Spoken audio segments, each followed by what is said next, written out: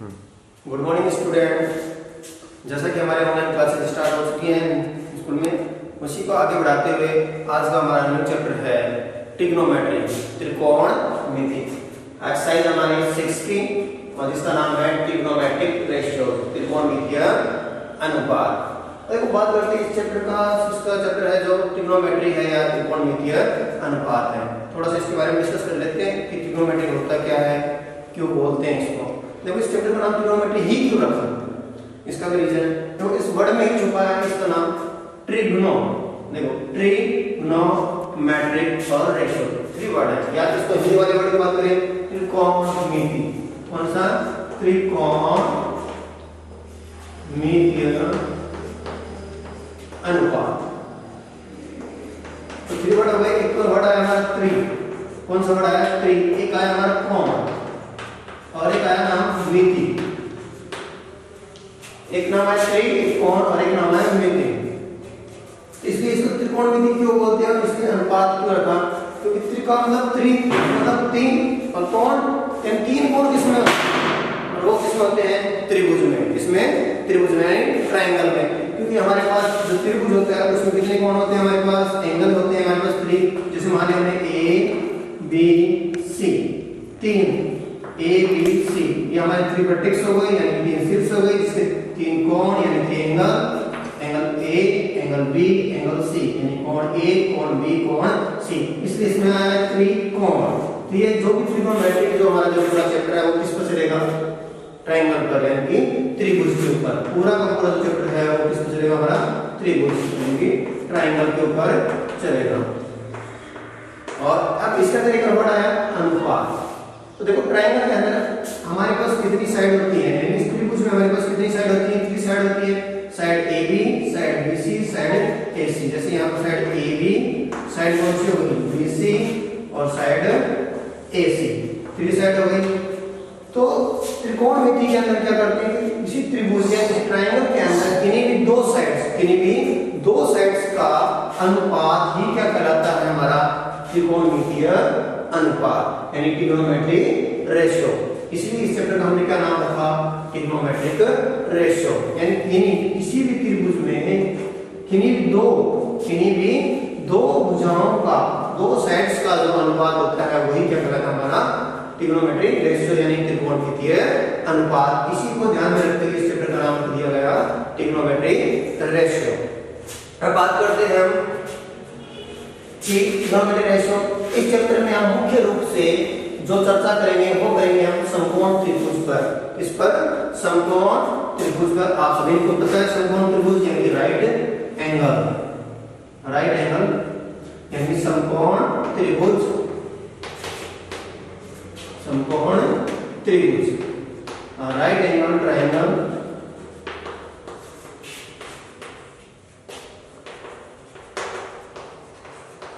Right angle triangle में हमारे पास ये क्या होता है आधार, ये हमारे पास क्या होता है लंब, और ये हमारे पास होता है कर्ण।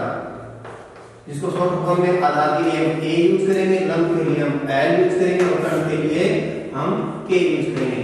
और वैसे इंग्लिश में बात करें तो इसको बेस लाइन बोलते हैं। ये हमारे लिए बेस लाइन हो गई। ये कौन सी होगी, परपेंडिकुलर, और ये होगा हमारा हाइपोटेन्यूस लाइन हो गई। यानी ये हमारा बेस हो गई, ये परपेंडिकुलर और ये हाइपोटेन्यूस बोलते हैं। तो बात करते हैं समकोण त्रिभुज, और ये होता है हमारा 90 डिग्री का एंगल। हमने एक नाम सुना होगा पाइथागोरस प्रमेय। तो वो पाइथागोरस प्रमेय क्या होती है, पाइथागोरस थ्योरम। तो वो क्या कहती है कि किसी समकोण त्रिभुज में किन्हीं भी दो भुजाओं का योग, वर्गों का योग, समकोण त्रिभुज में किन्हीं दो भुजाओं के वर्गों का योग तीसरी भुजा के वर्ग के बराबर होता है। वही क्या कहलाती है हमारी पाइथागोरस प्रमेय या पाइथागोरस थ्योरम। इसका मतलब अगर मान लो इस त्रिभुज का नाम दे देता हूं A, इसका B और C, तो हमारे पास ध्यान से देखो हमारे पास पाइथागोरस प्रमेय के अनुसार क्या कहलाती है पाइथागोरस प्रमेय। इस प्रमेय के अनुसार क्या होता है कि हमारे पास जो कर्ण होता है उसका स्क्वायर यानी उसका वर्ग या उसका स्क्वायर किसके इक्वल होता है? उसका स्क्वायर आधार का स्क्वायर, किसका स्क्वायर? आधार का स्क्वायर प्लस लंब का स्क्वायर। यानी किसी समकोण त्रिभुज में किसी कर्ण का जो स्क्वायर होता है वो किसके इक्वल होता है? आधार का स्क्वायर प्लस लंब का स्क्वायर। यही हमारा क्या कहलाता है?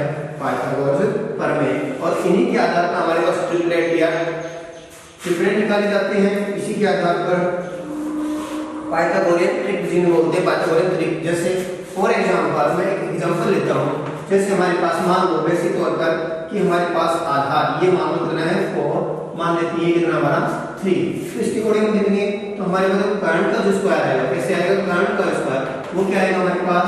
आधार का स्क्वायर वो कितना है 4, तो हम लिखेंगे 4 का स्क्वायर प्लस हमारे पास लंब कितना है 3, तो हमारे पास वैल्यू आएगी इसकी 3 का स्क्वायर। तो हमारे पास 4 का स्क्वायर कितना हो जाएगा? 14 प्लस 3 का स्क्वायर हो जाएगा हमारे पास 9, और हमारे पास 14 प्लस 9 कितना हो गया? 25।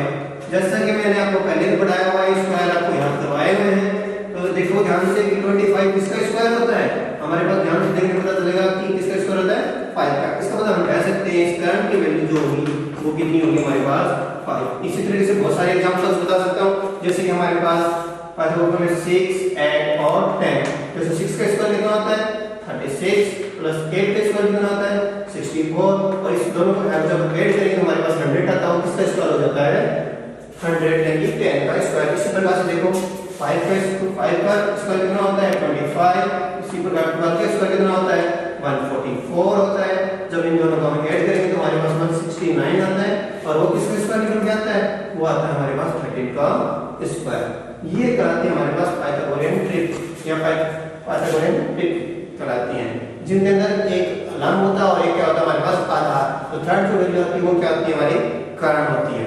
तो इसी को ध्यान में रखते हुए जो चैप्टर हमारा ट्रिग्नोमेट्री इसी पर पूरे का पूरा डिपेंड करता है। अब इसमें ट्रिग्नोमेट्री यानी त्रिकोणमितीय अनुपात क्यों कहा?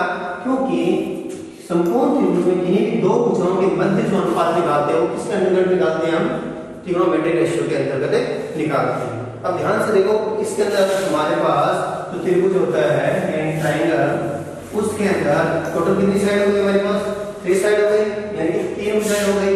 तो इन 3 भुजाओं पर हमारे पास टोटल कितनी वैल्यूज यानी कितने अनुपात निकलेंगे वो देखो।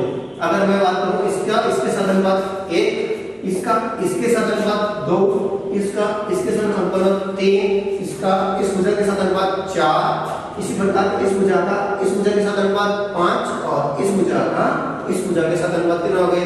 6 अनुपात। इस तरीके से हम ट्रिग्नोमेट्री में कितने अनुपात पढ़ते हैं? 6 अनुपात। और उन 6 अनुपात ही क्या कहलाते हैं? हमारे ट्रिग्नोमेट्रिक रेशियो कहलाते हैं। फॉर एग्जांपल हमने ले लिया मान लो ट्रायंगल ABC जिसमें ये क्या हमारा 90। तो वो 6 अनुपात किस तरीके से लिखे जाएंगे? वो होते हैं हमारे पास फर्स्ट जो होता है वो होता है हमारे पास sin थीटा, सेकंड जो होता है वो होता है हमारे पास cos थीटा, थर्ड जो होता है वो होता है हमारे पास tan थीटा, फोर्थ होता है हमारे पास cot थीटा, फिफ्थ जो होता है वो होता है हमारे पास sec थीटा, और सिक्स्थ जो अनुपात होता है वो होता है हमारे पास cosec थीटा। वो किस तरीके से इसके लिए एक फॉर्मूला बना रखा है हम लोगों ने, याद रखने के लिए। वो क्या होती है? लाल बटे कक्का, जिसके अंदर नंबरिंग करेंगे तो 1 2 3 4 5 एंड 6।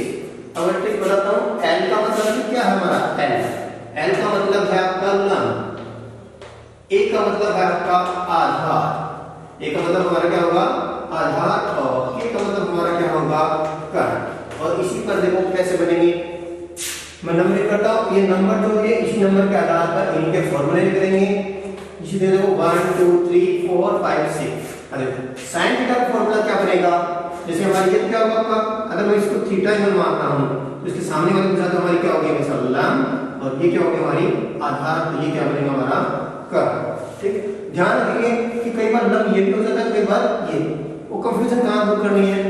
जो एंगल हम ले रहे हैं, अगर हमने थीटा एंगल यहां लिया है तो उसकी जस्ट अपोजिट, जस्ट उसके सामने वाले अपोजिट साइड वो ही क्या होगी? हमेशा लंब होगी। मान लो अगर मैंने यहां थीटा ले लेता, क्या अगर मैं थीटा यहां ले लेता तो जस्ट इसके सामने वाली भुजा ये क्या बन जाती है? आपकी लंब बन जाती, और ये क्या बन जाती है? आपकी आधार बन जाती है। कर्ण तो वही सबसे बड़ी ऊर्जा होती है, वही क्या होता है हमारा कर्ण होता है। मान लेते हैं हमने थीटा किसको माना, इसको माना, तो हमारी इसके अकॉर्डिंग हम देखेंगे तो इसके सामने की वजह तो क्या हो जाएगी आपकी लंब यानी परपेंडिकुलर साइड हो गई, और ये क्या हो जाएगा हमारा आधार यानी कि बेस, यानी कि होगा हमारा बेस हो जाएगा, ये परपेंडिकुलर लाइन यानी कि लंब हो जाएगा। तो इसी पर देखो फर्स्ट क्या बोलता है लंब बटे कर्ण, ये फॉर्मूला याद रखेंगे, ट्रिक है एक तरह से, और इस ट्रिक को आप याद रखेंगे।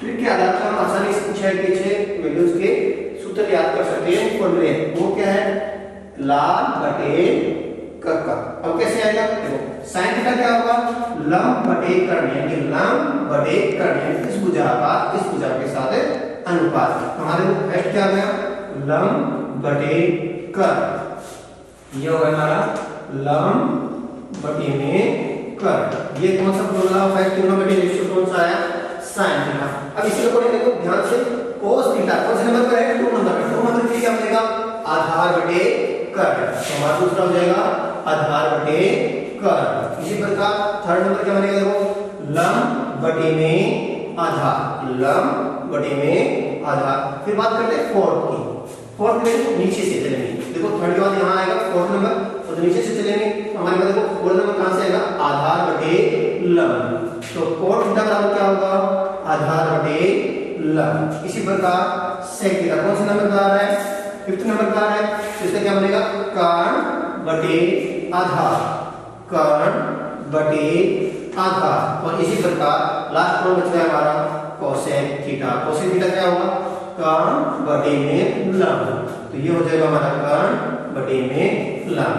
तो इस प्रकार हमारे पास कितने अनुपात निकले इन दोनों भुजाओं के मध्य अनुपात कितना है देखो आधार का कर्ण के साथ लंब का आधार के साथ, इस तरीके से हमारे पास 6 अनुपात प्राप्त हुए। इन्हीं को क्या कहते हैं हम त्रिकोणमितीय अनुपात, और इस चैप्टर का भी नाम यही है त्रिकोणमितीय अनुपात। तो ये हमारे पास 6 त्रिकोणमितीय अनुपात हो गए, आप इसको नोटबुक में नोट कर लेंगे और इसको याद रखेंगे। और याद रखने की ट्रिक क्या है पहले तो इनको कंटिन्यू क्रम में याद रखना, पहला कौन आएगा sin थीटा, दूसरा cos थीटा, तीसरा tan थीटा, फोर्थ नंबर पर cot थीटा, फिफ्थ नंबर पर sec थीटा, और 6th नंबर पर आ जाएगा आपका cosec थीटा। किस तरीके से हमारे पास 6 ट्रिग्नोमेट्रिक रेशियोज प्राप्त हो गए, और वो याद रखने का तरीका क्या है लाल बटे कक्का, यानी कि मतलब फर्स्ट नंबर लंब बटे कर्ण, cos थीटा आधार बटे कर्ण, tan थीटा लंब बटे आधार, फिर cot आधार बटे लंब, फिर sec कर्ण बटे आधार, फिर लास्ट आएगा हमारा cosec थीटा यानी कर्ण बटे लंब। इस तरीके से हम इसको याद कर सकते हैं। ये बेस्ट ट्रिक हो गई हमारी लाल बटे कक्का। इस तरीके से हम क्या कर सकते हैं इन 6 के 6 ट्रिग्नोमेट्रिक रेशियो को याद कर सकते हैं। अब बात करते हैं हम इनकी वैल्यू किस तरीके से ज्ञात की जाती है। अब इसके बाद हमारे पास आती है ट्रिग्नोमेट्रिक टेबल, क्या आती है ट्रिग्नोमेट्रिक टेबल, जो वेरी इंपॉर्टेंट है कक्षा 10th के लिए, क्योंकि 10th और 9th दोनों क्लासेस के लिए वेरी इंपॉर्टेंट है। क्योंकि जब तक आपको ये ट्रिग्नोमेट्रिक टेबल नहीं याद होगी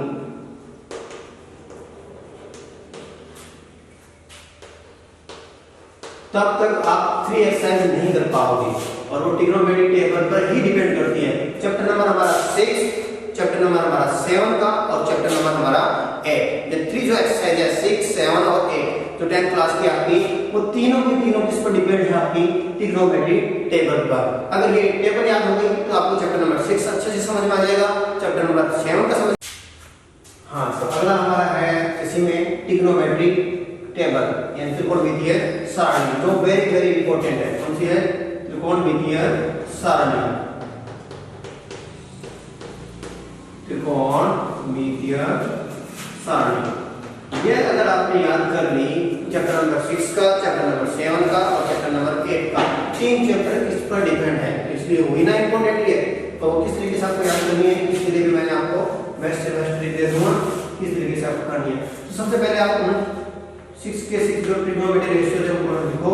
पहला हमारे क्या आता है sin थीटा, दूसरा हमारा आता है cos थीटा, तीसरा हमारा आता है कौन tan थीटा, फिर फोर्थ नंबर आता है आपका cot थीटा, और फिर इसके बाद आता है आपका sec थीटा, और इसके बाद आती है आपकी cosec थीटा।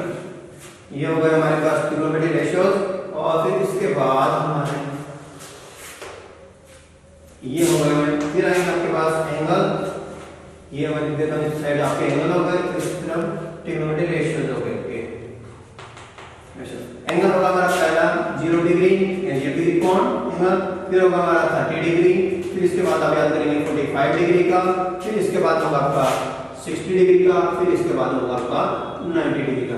देखो इस टेबल को याद करने के लिए एक तो बेस्ट ट्रिक ये है कि आप पहले लाइन एक बार याद कर लो। अगर एक लाइन याद करें तो कंप्लीट की कंप्लीट आपको याद करवा सकता हूं, उसका तरीका भी है। और अगर पहली लाइन में आपको याद नहीं होती तो उसके लिए भी एक तरीका इस तरीके से ले। सबसे पहले याद रखो sin थीटा यानी sin थीटा यानी sin 0 डिग्री की वैल्यू क्या होती है हमेशा, वो होती है sin जो 0 डिग्री होती है वो होती है हमारे पास 0। फिर उसके बाद बात करते हैं sin 30 डिग्री की, उसकी वैल्यू जो होती है हमारे पास 1/2। इसके बाद बात करते हैं sin 45 की वैल्यू वो होती है हमारे पास 1/√2। इसके बाद sin 60 की जो वैल्यू होगी वो होगी हमारे पास √3/2। और इसके बाद sin 90 की बात करें तो उसकी वैल्यू होगी हमारे पास 1। एक बार फिर से रिपीट कर देता हूं याद रखने के लिए कि sin 0 डिग्री कितना होगा आपका 0, sin 30 degree 1/2, sin 45 1/√2, sin 60 √3/2 and sin 90 की वैल्यू कितनी होगी आपकी 1। बस एक याद रखो और फिर आपको तरीका कैसे है वो एक याद हो गया आपको। अब इसका सेकंड cos थीटा की कैसे आएगी, cos थीटा को उल्टा देखो, इस 1 को यहां ले आओ तो 1 को हम यहां ले आएंगे तो cos 0 की वैल्यू कितनी हो गई 1। अब इसको इधर ले आओ √3/2, अब यहां 1/√2 और इसी प्रकार ये हो जाएगा आपका 1/2 और इसकी वैल्यू यहां आ गई 0। इस तरीके से हम देख रहे हैं कि cos 90 की वैल्यू क्या आ गई 0। यानी पहली लाइन याद की आपने 0 1/2 1/√2 √3/2 एंड 1। दूसरी कैसे आएगी, इसको यहां ले आओ, फिर इसको यहां ले आओ, इसको यहां, ये वाली वैल्यू यहां आ गई और ये वाला वैल्यू यहां आ गई। तो हो गई ना दूसरी। तीसरी कैसे याद करेंगे, तीसरी का तरीका क्या है, आप क्या करो इसमें इसका डिवाइड कर दो, इसमें इसका देखो डिवाइड करते हैं, मान लो इसके अंदर में डिवाइड कर रहा हूं, ये डिवाइड है तो देखो बताओ 0/1 क्या आएगा 0/1 क्या बन जाएगा 0। तो हमारे पास tan 0 की वैल्यू क्या आ गई 0। अब ध्यान से देखो 1/2 अपॉन में क्या √3/2 तो नीचे 2 से ये 2 कैंसिल हो जाएगा, हमारे पास वैल्यू क्या बचेगी 1/√3। इसका मतलब tan 30 की वैल्यू क्या आ गई 1/√3। अब देखो 1/√2 से 1/√2 कैंसिल हो जाएगा, हमारे पास वैल्यू क्या बचेगी 1, क्योंकि सेम से सेम कैंसिल होता है वैल्यू क्या आती है हमारी 1। इसी प्रकार देखो √3/2 डिवाइड किससे करना है 1/2 से, ये 2 से ये 2 कैंसिल हो गया तो वैल्यू क्या बचेगा हमारे पास √3 और अपॉन में क्या बचेगा 1। तो इस 1 को लिखने की कोई जरूरत नहीं, क्योंकि नीचे 1 से डिवाइड करने मतलब वही संख्या आएगी। अब यहां देखने वाली बात है 1/0 देखो यहां पर क्या था 0/1 यानी ऊपर क्या था 0, तब तो इसकी वैल्यू क्या है 0। लेकिन यहां ध्यान से देखेंगे कि 1/0 और हमें पता है कि किसी भी नंबर में 0 से डिवाइड करते हैं तो उसकी वैल्यू हमेशा क्या आती है इनफाइनाइट, यानी उसको परिभाषित नहीं कर सकते और उसकी वैल्यू क्या आती है इनफाइनाइट, यानी इसकी वैल्यू क्या आ जाएगी आपकी इनफाइनाइट। किसी भी नंबर को हम 0 से क्या करते हैं डिवाइड करते हैं, इसकी वैल्यू क्या आएगी हमारे पास इनफाइनाइट। आपको किताब में मिलेगा अपरिभाषित, अपरिभाषित जिसको हम डिफाइन कर सकते हैं, जिसको हम एक्सप्लेन नहीं कर सकते, यानी कि इसकी फिक्स वैल्यू क्या आएगी, तो इसका मतलब इसका क्या आएगी इनफाइनाइट।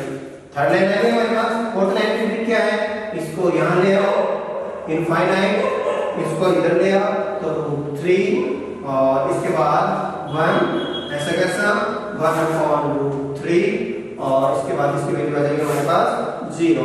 तो ये आ गई हमारे पास cot थीटा की वैल्यू, तो cos 0 की वैल्यू इनफाइनाइट, cot 30 की वैल्यू √3, cos 45 की वैल्यू 1, cot 60 की वैल्यू 1/√3 एंड cot 90 डिग्री की वैल्यू क्या हो गई हमारे पास 0। ये हमने आ गया। तो हमने देखो एक लाइन हमने याद की, उसके बाद सेकंड लाइन हो गई, इसी प्रकार थर्ड लाइन आ गई और क्या भी इसकी फिर से रिपीट कर दिया हमने, इसका उल्टा लिख दिया इस साइड से, ये हमारे पास फोर्थ लाइन है। फिफ्थ लाइन अब एक और तरीका याद रखो कि ये इसका फ्रेंड मान के चलो, ये इसको इसका फ्रेंड मान के चलो और इसको इसका फ्रेंड मान के चलो। फोर्थ लाइन देखो अब कैसे आ रही है, अब ये देखो यहाँ पर sec थीटा आएगा, ये किसका है cos का, तो ये जितने भी cos की वैल्यू है उसके अंश और ये हर, अंश को हर बना दो और हर को आंसर बना दो, यानी नॉमिनेटर को डिनोमिनेटर कर दो और डिनोमिनेटर को क्या कर दो, नॉमिनेटर में चेंज कर दो। तो हमारे पास किसकी वैल्यू आ जाएगी, cos के साथ कौन थी, sec थीटा की आ जाएगी। इसी प्रकार अगर sin की जितनी वैल्यूज हैं उनकी नॉमिनेटर को क्या कर दे, डिनोमिनेटर, और डिनोमिनेटर को क्या कर दे, नॉमिनेटर, यानी कि अंश को तो क्या बना दे, हर, और हर को क्या बना दे, अंश। तो हमारे पास इनकी वैल्यू आ जाएगी। तो देखो आपका बात कर रहा हूं इसकी, तो 1/1 क्या बनेगा आपका 1। इसी पर इसकी वैल्यू चेंज करें, इसकी वैल्यू चेंज करें तो 2 आपका ऊपर चला जाएगा, √3 नीचे आ जाएगा। इसकी वैल्यू क्या आ जाएगी हमारे पास 2/√3, क्या आ जाएगी 2/√3। इसी प्रकार तो इसकी वैल्यू क्या मिलेगी, इसकी वैल्यू हमारे पास क्या है, √2 ऊपर आ जाएगा, √2/1। इसका मतलब क्या रहेगा हमारे पास √2। इसकी वैल्यू कितनी आ जाएगी हमारे पास, √2। इसी प्रकार 1 2 ऊपर चला जाएगा, 1 नीचे, इसकी वैल्यू क्या आ जाएगी हमारे पास 2। और इसी प्रकार 0 का उल्टा मतलब नीचे, 0 नीचे आ जाएगा, इसका मतलब इनफाइनाइट हो जाएगी। इसकी वैल्यू क्या आ जाएगी हमारे पास इनफाइनाइट। फिर बात बस एक इसका दोनों तरीके, या इसका उल्टे तरफ में लिख दो, अंश को हर बना दो या हर को अंश बना दिया, फिर इसी को वापस लिख दो, इनफाइनाइट 2 and √2 2/√3 and 1।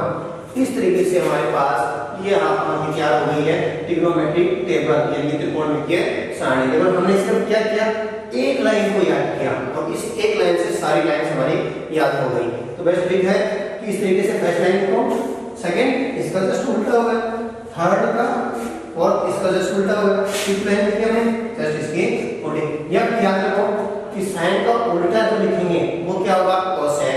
cos का उल्टा यानी अंश को हर अंश बनाएंगे तो कौन होगा, cos का sec, और tan का कौन होगा, cot थीटा। इस तरीके से हमारे पास ट्रिग्नोमेट्रिक टेबल बन जाएगी। अब देखो एग्जाम में कैसे क्वेश्चन आते हैं वो क्वेश्चनों को डिस्कस करता हूं।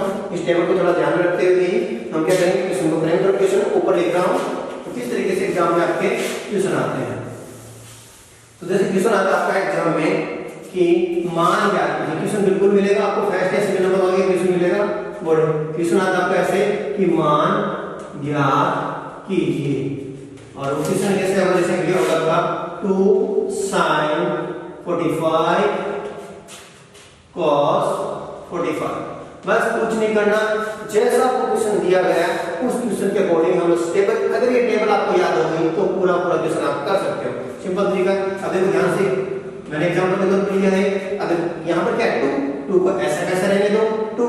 अब देखो sin 45, यहाँ क्या है आपका sin 45। तो हम sin के टेबल में जाएंगे और याद करेंगे 45 पर उसकी वैल्यू क्या दे रहा है, 1/√2। sin 45 की वैल्यू कितनी है, 1/√2। तो इसकी वैल्यू हम रख देंगे इनटू 1/√2। फिर बात करते हैं cos 45। तो cos 45 की वैल्यू देखो ध्यान से देखने पर, cos ये रहा और cos 45 की वैल्यू भी क्या है हमारे पास 1/√2। तो 1/√2 वैल्यू इसकी पुट कर दी हमने। जहां से देखेंगे 2 × 2 2 × 2 और √2 × √2 क्या होता है हमारे पास 2। ये 2 से 2 कैंसिल हो गया और इसकी वैल्यू क्या मिल गई हमें 1। इस तरीके से एक छोटा सा क्वेश्चन है, एक नंबर का, स्टार्टिंग के 10 क्वेश्चनों में जरूर मिलता है आपको। इस तरह मैं एक एग्जांपल और ले लेता हूं। जैसे हमारे पास एक क्वेश्चन आएगा कि sin 30 degree cos 60 plus sin 16 cos 30, ये क्वेश्चन हो रहा है। इसकी वैल्यू क्या होगी, तो इसका अंदर क्या दिया है कि sin 30 degree cos 60 degree sin 60 degree cos 30 degree. कुछ नहीं करना, बस टेबल में देखो और इसका क्वेश्चन का सॉल्यूशन कर लो। जैसे sin 30, तो sin 30 की वैल्यू क्या है, sin 30 की वैल्यू देख रहे हैं टेबल में क्या आ रही है 1/2। इसकी वैल्यू हमने रख दी 1/2। फिर इनटू cos 60, cos 60 की वैल्यू देख रहे हैं, तो cos 60 की जो वैल्यू है वो कितनी आ रही है हमारे पास 1/2 की आ रही है। इसकी वैल्यू भी हम क्या पुट कर देंगे 1/2। फिर क्या इसमें प्लस है तो प्लस कर देंगे, अगर माइनस है तो माइनस कर देंगे। फिर देखो sin 60, तो टेबल से देखने में पता चल रहा है कि sin के टेबल में 60 की वैल्यू क्या दे रहा है √3/2। तो इसकी वैल्यू हम पुट कर देंगे √3/2 इनटू cos 30 की वैल्यू देख रहे हैं, तो cos 30 की वैल्यू टेबल में देख रहे हैं, cos 30 वाली में है, यहां वैल्यू आ रही है हमारे पास √3/2। तो इसकी वैल्यू हो गई हमारे पास √3/2। तो इसको सॉल्यूशन करेंगे तो हमारे पास वैल्यू आएगी 1/1 * 1 = 1 and 2 * 4 प्लस √3/2 इंटू √3/2, तो √3 को √3 से इंटू करेंगे तो हमारे पास वैल्यू आएगी 3 एंड 2 को 2 से करेंगे तो हमारे पास वैल्यू आएगी 4। देखो कॉमन सेंस में अब यहाँ पे इसकी वैल्यू क्या आएगी, क्या करते हैं आप लोग कि सर एलसीएम ले लेंगे, अरे कॉमन सेंस लगा सकते हैं। देखो कि 3/4 और 1/4, अगर एग्जाम में आपको नंबर दिए जाते हैं कॉपी में जो टेस्ट होते हैं सर कहते हैं सर ये मेरा 1/4 नंबर हो गई, 3/4 टोटल कितनी हो गई 3/4 1/4 वही तो हुआ ना, तो कॉमन सेंस में लगा सकते हैं। देखो 3/4 और 1/4 मिलकर कितना हो जाएगा, एक नंबर तो होता है, उस तरीके से देखें तो 1। और वैसे भी अगर याद नहीं है तो देखो एलसीएम भी क्या आएगा इसका 4 ही तो आएगा, तो 4 की टेबल 1 टाइम करेंगे तो 1 को 1 से करेंगे तो 1 1 जा 1, 4 की टेबल 4 में 1 टाइम और 1 को 3 से करेंगे तो 3। तो अब देखो हमारी वैल्यू आएगी 4/4 और 4 4 से कैंसिल हो जाएगी, कितनी वैल्यू आ गई इसकी 1, इसकी वैल्यू मिल जाएगी हमें 1। तो इस तरीके से हम क्वेश्चन को कर सकते हैं। तो ये हमारा हुआ आज का टॉपिक ट्रिग्नोमेट्रिक। तो इस तरीके से कितने भी क्वेश्चन आए हम आसानी से कर सकते हैं। आज के लिए आपने इस बोर्ड एग्जाम के बहुत क्वेश्चंस हैं और इन क्वेश्चनों को सॉल्व करके देखो और जो भी डाउट्स हो वो कमेंट बॉक्स में लिखें कि किस क्वेश्चन में आपको डाउट मिल रही है, उस क्वेश्चन का आपको मैं आंसर प्रोवाइड करवा दूंगा। अगर किसी में कोई क्वेश्चन में कोई भी प्रॉब्लम आ रही है पहले तो आप खुद करके देखो, फिर भी अगर आपको कोई प्रॉब्लम आ रही है इस क्वेश्चन में तो या तो डायरेक्ट मेरे को व्हाट्सएप पर शेयर करो कि इस क्वेश्चन में सर मेरे को प्रॉब्लम आ रही है, तो मैं व्हाट्सएप के थ्रू आपको उस क्वेश्चन का सॉल्यूशन दे दूंगा। और या फिर उस चैनल के अपने नेशनल पब्लिक स्कूल के चैनल पर उस चैनल के ऊपर आप कमेंट बॉक्स में लिख सकते हो कि हाँ इसमें मेरे ये प्रॉब्लम आ रही है, उसका सॉल्यूशन मैं आपको कमेंट बॉक्स में भी दे दूंगा।